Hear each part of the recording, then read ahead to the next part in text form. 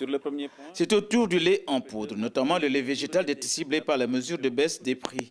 Après les prix administrés sur le riz, l'huile végétale en fût et le sucre en poudre. 85 francs, c'est le sachet de 25 grammes. 7700, le prix en gros des 100 sachets. Et 7450 francs, le prix sorti usine des 100 sachets. 1400 francs, le sachet de 500 grammes au détail. 26 800, le carton de 20 sachets de 500 grammes, prix au gros. Et 26 500, sorti usine, le sac de 20 sachets de 500 grammes.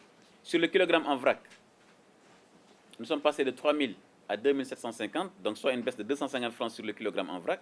Il demeure bien entendu que les prix ne concernent que la région de Dakar. Pour les autres régions, les conseils régionaux décideront des modalités et du niveau en intégrant les différentiels transport.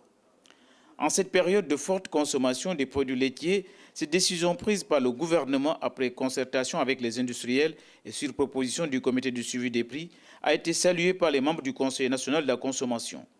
Le même sentiment de satisfaction a été exprimé à l'endroit des autorités gouvernementales sur la manière dont a été gérée la mesure portant administration des prix du riz, huile et sucre.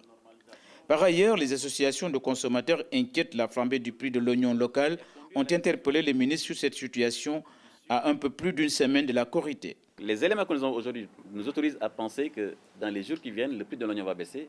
Nous avons mis en place un dispositif depuis quelques jours pour approvisionner le marché correctement en oignons. Et c'est pourquoi je lance encore un appel pour ceux qui détiennent de l'oignon dans les sites de production, de les mettre sur le marché. Le gouvernement les a accompagnés, mais le gouvernement aussi n'acceptera pas qu'il y ait une spéculation sur les produits au détriment des consommateurs.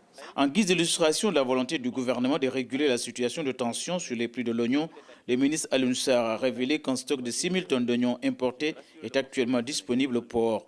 Il pourrait être injecté dans le circuit à tout moment si aucune évolution favorable n'a été entre-temps constatée.